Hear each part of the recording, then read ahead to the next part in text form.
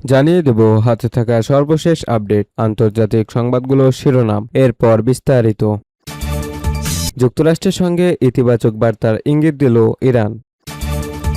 আরও জানিয়ে দেব তুরস্ক, সৌদি ও পাকিস্তানের মধ্যে প্রতিরক্ষা চুক্তি স্বাক্ষরিত। আরও জানিয়ে দেব এবার ন্যাটোভুক্ত দেশে হামলা চালাতে পারে রাশিয়া। সর্বশেষ জানিয়ে দেব আঞ্চলিক উত্তেজনায় নতুন প্রতিরক্ষা কৌশলে জাপান। যুক্তরাষ্ট্রের সঙ্গে ইতিবাচক বার্তার ইঙ্গিত দিল ইরান। মার্কিন যুক্তরাষ্ট্রের কাছে ইন্টারসেপ্টর বা ক্ষেপণাস্ত্র প্রবাহিত করার সরঞ্জাম ফুরিয়ে আসছে বলে বিভিন্ন গণমাধ্যমে খবর প্রকাশের পর সবচেয়ে বড় প্রশ্ন হয়ে দাঁড়িয়েছে ইরানের সঙ্গে ওয়াশিংটনের আলোচনার বর্তমান অবস্থা কি। এই প্রশ্নের উত্তর দিয়ে ইরানের উপর পররাষ্ট্রমন্ত্রী কাজেম গারিবাবাদি জানিয়েছেন যে তেহরান মার্কিন যুক্তরাষ্ট্রের পক্ষ থেকে কিছু বার্তা পাচ্ছে। তিনি এই বার্তাগুলোকে ইতিবাচক হিসেবে ইঙ্গিত দিলেও বার্তাগুলোর ধরন বা এগুলো কোথা থেকে আসছে সে বিষয়ে বিস্তারিত কিছু বলতে রাজি হননি। আল বাহরানি আরও উল্লেখ করেন, এই আলোচনা বা দর কষাকষির প্রতিক্রিয়া এগিয়ে যাওয়ার আগে ইরানকে মূলত ওমানের সঙ্গে দ্বিপক্ষীয় আলোচনায় বিষয়টি চূড়ান্ত করতে হবে। এছাড়া সেখানে একটি চুক্তি সম্পন্ন করা এবং ইরানের পক্ষ থেকে হরমুজ প্রণালীতে নতুন সীমানা নির্ধারণ করার মতো বিষয়গুলোকেও আগে সমাধান করতে হবে। তুরস্ক, সৌদি ও পাকিস্তানের মধ্যে প্রতিরক্ষা চুক্তি স্বাক্ষরিত।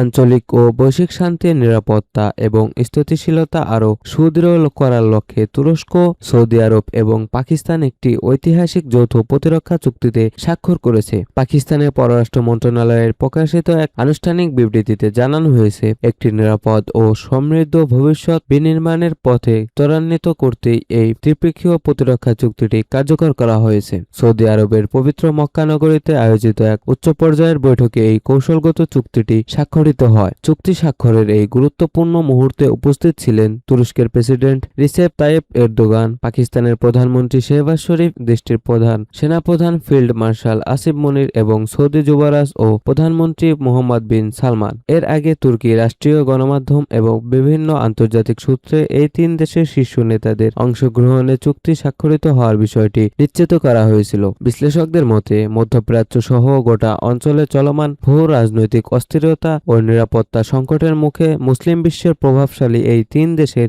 আত্মপ্রকাশ অন্তত তাৎপর্যপূর্ণ।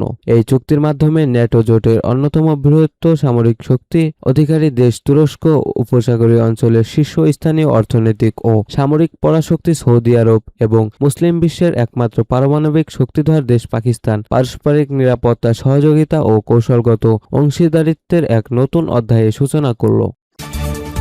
ন্যাটোভুক্ত দেশে হামলা চালাতে পারে রাশিয়া। মার্কিন গোয়েন্দারা সতর্ক করে বলেছেন, ন্যাটো জোটের দৃঢ়তা পরীক্ষা করার জন্য আগামী কয়েক সপ্তাহের মধ্যেই এর কোনো সদস্য দেশে হামলা চালাতে পারে রাশিয়া। দ্য ওয়াল স্ট্রিট জার্নালের প্রতিবেদন অনুযায়ী মার্কিন কর্মকর্তারা মনে করছেন যে চলতি শরৎকাল থেকে 2029 সালের মধ্যে যেকোনো সময় পূর্ব ইউরোপে সীমিত পরিসরে স্থল অনুপ্রবেশ বা সাইবার হামলার মাধ্যমে রাশিয়া উত্তেজনা বাড়ানোর চেষ্টা করতে পারে। মার্কিন গোয়েন্দাদের পূর্ববর্তী মূল্যায়নে বলা হয়েছিল, ইউক্রেন যুদ্ধে জড়িত থাকা অবস্থায় ভ্লাদিমির পুতিন অন্য কোথাও হামলা চালাবেন না। তবে নতুন এই প্রতিবেদন তাদের সেই অবস্থানের একটি উল্লেখযোগ্য পরিবর্তনকে নির্দেশ করে। গত মাসে দ্য টেলিগ্রাফের এক প্রতিবেদনে বলা হয়েছিল, ইউরোপীয় এবং মার্কিন গোয়েন্দারা পোল্যান্ডের মাটিতে সশস্ত্র উস্কানি, গুরুত্বপূর্ণ অবকাঠামোর উপর ক্ষেপণাস্ত্র বা ড্রোন হামলা অথবা ইউক্রেনের উপর দায় চাপাতে ফলস ফ্ল্যাগ বা সাজানো হামলার বিষয়ে রাশিয়ার পরিকল্পনার আভাস পেয়েছে। মস্কো ন্যাটো মিত্রদের মধ্যে উত্তেজনা বাড়াতে এবং যুদ্ধের পঞ্চম বার্ষিকীর আগে কিয়েভকে সমর্থন দেওয়া থেকে তাদের বিরত রাখার কৌশল হিসেবে এসব পরিকল্পনা করছে বলে মূল্যায়ন করা হয়েছিল। গত সপ্তাহে পোল্যান্ডে একটি রুশ ক্ষেপণাস্ত্র আছড়ে পড়া এবং মঙ্গলবার জার্মানির লাইপজিগ হ্যালো বিমানবন্দরে একটি বিস্ফোরণবাহী ড্রোন পাওয়ার পর এমন সম্ভাব্য উস্কানিমূলক হামলার খবর সামনে এলো। ড্রোনটির লক্ষ্যবস্তু অস্ত্র বহনকারী একটি ইউক্রেনীয় জেট ছিল বলে ধারণা করা হচ্ছে। ন্যাটোর জোটের পূর্ব দিকে রাশিয়ার ক্রমবর্ধমান হুমকির বিষয়ে কয়েক মাস ধরে পোল্যান্ড এবং বেল্টিক দেশগুলোর নেতারা কথা বলে আসছেন। বৃহস্পতিবার লিথুয়ানিয়ার প্রতিরক্ষা মন্ত্রী সতর্ক করে বলেন, ক্রেমলিন বেল্টিক দেশগুলো হামলা চালানোর জন্য ইউক্রেনে তৈরি ড্রোন ব্যবহারের পরিকল্পনা করছে। রবার্টাস কাউন্সনাস বলেন, ইউরোপকে বিভক্ত করতে এবং ইউক্রেনের প্রতি সমর্থন দুর্বল করার চেষ্টায় মস্কো এই সাজানো হামলা চালাচ্ছে। চালাতে পারে। বৃহস্পতিবার দিনের শেষের দিকে যুক্তরাজ্যের প্রতিরক্ষা মন্ত্রী ওয়েস স্টিং সতর্ক করে বলেন, যুক্তরাজ্যের বিরুদ্ধে রাশিয়ার উস্কানিমূলক কর্মকাণ্ডের যে খবর পাওয়া যাচ্ছে তা কেবল হিমশৈলের চূড়া মাত্র।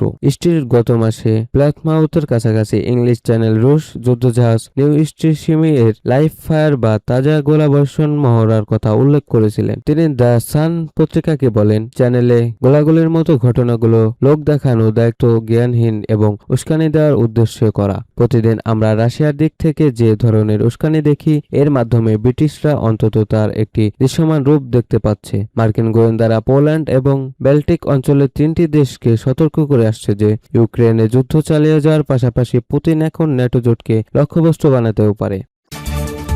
আঞ্চলিক উত্তেজনায় নতুন প্রতিরক্ষা কৌশলে জাপান। ইউক্রেন ও মধ্যপ্রাচ্যের যুদ্ধে শক্তিশালী ভূমিকা রাখছে কৃত্রিম বুদ্ধিমত্তা সংবলিত সামরিক ড্রোন। এই ড্রোনই বদলে দিচ্ছে যুদ্ধের চিত্র। চীনের আঞ্চলিক সামরিক কার্যকলাপ বৃদ্ধির প্রেক্ষাপটে এবার জাপানও নিজস্ব প্রযুক্তির ড্রোন তৈরির কথা ভাবছে। এভাবেই আঞ্চলিক উত্তেজনায় বদলে যাচ্ছে জাপানের প্রতিরক্ষা কৌশল। জাপানের মন্ত্রিসভায় সম্প্রতি উত্থাপিত 598 পৃষ্ঠার প্রতিরক্ষা দলিলে এসব প্রস্তুতির কথা জানানো হয়েছে। দলিলের তথ্যমতে জাপান নতুন যুদ্ধ পরিস্থিতির সঙ্গে নিজেকে খাপ খাওয়াতে প্রতিরক্ষা শিল্পকে শক্তিশালী করার চিন্তা করছে। ড্রোন উৎপাদন পরিকল্পনার পাশাপাশি দেশটির দক্ষিণ পশ্চিমাঞ্চলের দ্বীপগুলোতে ক্রুজ ক্ষেপণাস্ত্র মোতায়েন শুরু করেছে টোকিও। বার্তা সংস্থা এপি লিখেছে, ওই দলিলে উল্লেখ করা হয়েছে, চীনই জাপানের সবচেয়ে বড় কৌশলগত চ্যালেঞ্জ। প্রশান্ত মহাসাগরে চীনা যুদ্ধজাহাজের ক্রমবর্ধমান উপস্থিতি ও ঘন ঘন চলাচলে জাপান উদ্বিগ্ন। গত সপ্তাহে জাপানের প্রযুক্তিগত শিল্প প্রতিষ্ঠান তোশিবা ড্রোন নির্মাতা প্রতিষ্ঠান প্রোড্রোনের সঙ্গে যৌথভাবে যুদ্ধ ড্রোন তৈরির পরিকল্পনা ঘোষণা করেছে। বিশেষজ্ঞদের মনে করেন, চালকবিহীন অস্ত্রটি জাপানের সামরিক সদস্যের ঘাটতি পূরণে সাহায্য করতে পারে। তবে সম্পূর্ণ দেশীয় প্রযুক্তিতে ড্রোন তৈরি করা জাপানের জন্য একটি চ্যালেঞ্জ হবে। জাপান সাম্প্রতিক বছরগুলোতে দক্ষিণ পশ্চিম দ্বীপপুঞ্জে সামরিক শক্তি বাড়িয়েছে এবং দূরপাল্লার ক্রুজ ক্ষেপণাস্ত্র মোতায়েন করেছে, কারণ দেশটি তাইওয়ানে আসন্ন একটি সংঘাত নিয়ে উদ্বিগ্ন। চীন ভূখণ্ডটিতে নিজের বলে দাবি করে আসছে। প্রতিরক্ষা দলিলে প্রশান্ত মহাসাগরে চীনা যুদ্ধজাহাজের ক্রমবর্ধমান উপস্থিতি এবং ঘন ঘন সামরিক কার্যকলাপকে বড় উদ্বেগের বিষয় হিসেবে উল্লেখ করা হয়েছে। চীনের বিরুদ্ধে প্রতিরক্ষা কার্যক্রম শক্তিশালী করার জন্য একটি বিশেষ ইউনিট গঠন করার কথাও উঠে এসেছে দলিলে। জাপানের পর্যবেক্ষণ বলছে, চীন স্বেচ্ছায় ছাড়াই ধারাবাহিকভাবে সামরিক ব্যয় বাড়িয়ে এবং দ্রুত পারমাণবিক ও ক্ষেপণাস্ত্র সক্ষমতা শক্তিশালী করেছে।